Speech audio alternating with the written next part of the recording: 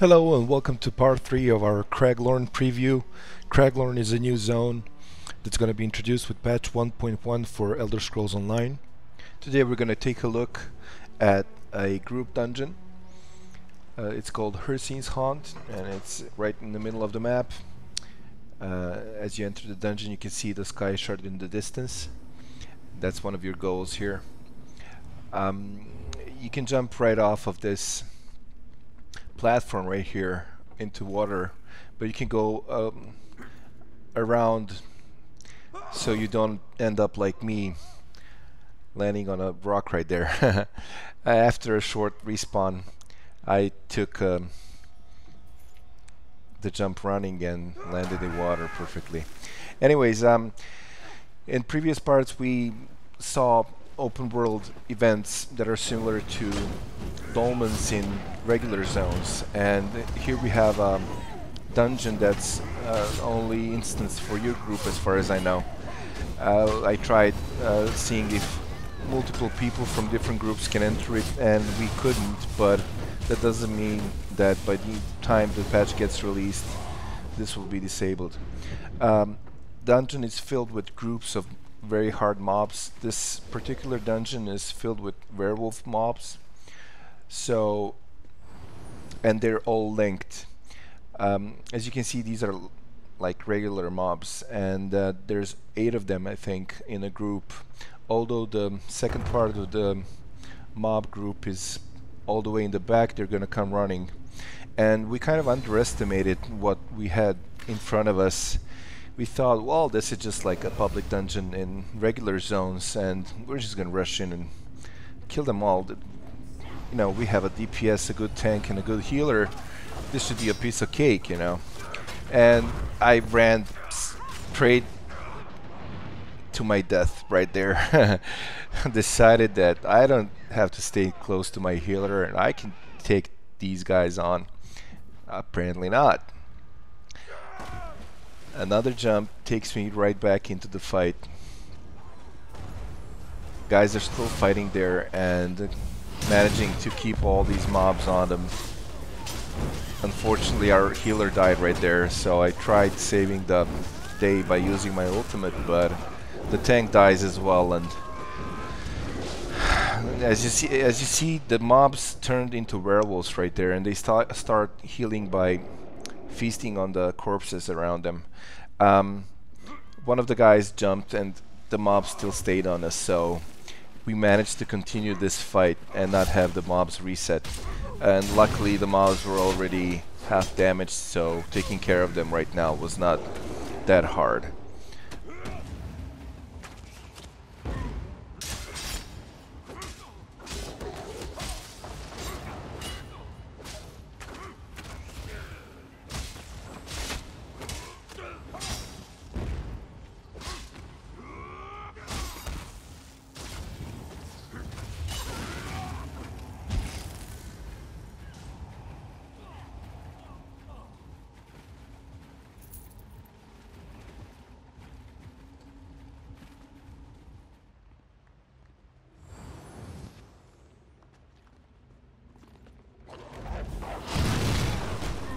After getting the loot, we went into the next fight much better prepared, and we kind of discussed our strategy and what we're gonna do. I turn on my AoE abilities here and do some AoE damage as well, and try to keep mobs off of our healer. What you're gonna use here the most, and unexpectedly maybe for some, is a lot of Fighters Guild abilities and a lot of Undaunted abilities. As some of you might know, Fighters Guild abilities do extra damage to undead and Daedric enemies, and you can actually invest 1 skill point into a passive ability that also enables that extra damage to be done to werewolves. So in a dungeon filled with werewolves, you're gonna try and use some Fighters Guild abilities to do more damage to these enemies. this is about the point where we discussed that, and I went into my Fighters Guild skill tree, and looked through some of the skills there, and decided to put in some skill points into passives and get some abilities from that tree. Luckily, this is a public test server, and we had 150 skill points available to us, so I had enough skill points to invest into new skills and kind of experiment with what's the best thing. For Hircine's Haunt, I suggest getting the Dawnbreaker Ultimate from the Fighters Guild. That thing helped a lot, especially with the last boss. We're gonna discuss that later.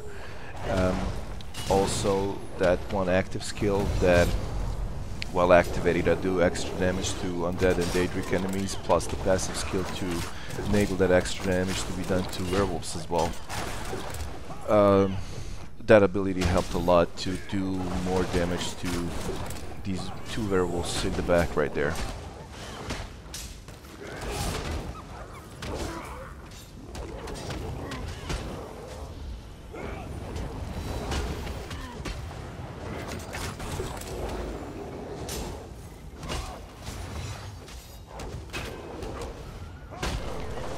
Fights go much smoother now with these groups of mobs, and although we are only 3, we managed to go through them quite easily. And our tank decided to try this tactic as well, where he kind of mobilizes the mobs and runs away from them and then just picks off one by one. There's a skill for that for him. He's a sorcerer tank, and he managed to employ that tactic. That helped us a lot.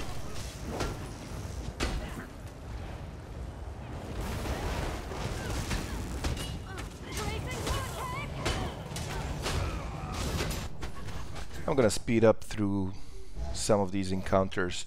Hircine's Haunt is one of the biggest dungeons for a small group in Craglorn, and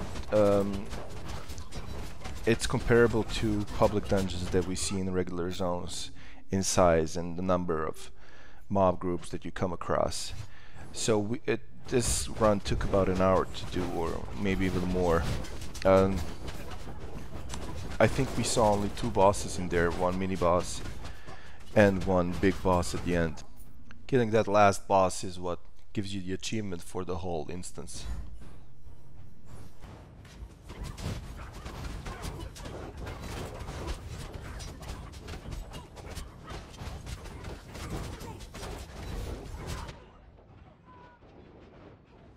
After that death there, I decided to try Dawnbreaker Ultimate from Fighters Guild and see how that's gonna work against all these werewolves. So what we did, and what my experience is in this run, and I think in each run we had in Craglorn so far, is that every time and with every boss especially, you have to fine-tune the skills you're going to use in the encounter. There's no cookie cutter build that you're going to use. There's some builds that are going to get used against regular mob groups or quest mob groups, but in a dungeon with different setups and different bosses and different abilities from bosses and adds and all that kind of stuff, you're just gonna have to fine-tune everything for each encounter differently. Especially if you have a small group like we did, only 3 of us. I imagine it would be much easier with 4, but at the time we just had 3 of us playing. And if you have an under-leveled group, you know, that rank 6, 7, 8, this is gonna get even harder, and usage of Undaunted and Fighters Guild skill lines is gonna be something you will have to do to succeed in a dungeon like Hircine's Haunt in Craglorn. We managed to get to the end of the dungeon, and this is the last boss, a big werewolf guy. He actually has 2 adds. There are 2 wolves, epic wolves, one to the right there, and there's one all the way in the back. So we decided that I can off-tank one of the wolves, and our main tank can take on the boss. But then, surprise, surprise, more werewolves appear out of nowhere. We kind of tried to compensate for that, but I don't think we were really ready for all of these mobs attacking us. So as you can see, the group challenges in Craglorn, especially in these dungeons, are very tough and have a lot of dynamic and different mechanics. We wipe there and try another pull. I decided to use a stun from my Dragon Knight skill line, and that actually does stun one of the wolves. It was a bit of a surprise because usually these stuns don't work on epic mobs. And then I used the Dawnbreaker right there. This kind of brings down these werewolves down to half their health. So you can see they're pretty much all dead except that one guy there. And he's gonna be dead in a minute. And I keep one of the wolves on me while the main tank keeps the boss and the other ad on him. Or that one is stunned right there. Unfortunately, another wave of werewolves comes, but luckily my Dawnbreaker ultimate is ready again, and then I pull that, and then werewolves are all but dead. There's a lot of things happening right now. There's the sorcerer ultimate being deployed, and our healer is doing his best. When we have only the boss and 2 ads, it's kind of manageable. And you can see that the boss is down 50% with his health. So we kind of decided at this point to just concentrate all our DPS efforts on the boss.